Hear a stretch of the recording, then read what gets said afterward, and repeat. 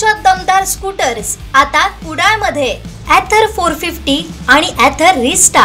आजच भेट द्या Ather showroom, Mumbai Goa highway, Kudal, hotel spice कोकणच्या समोर। संपर्क 9730 10 64 77।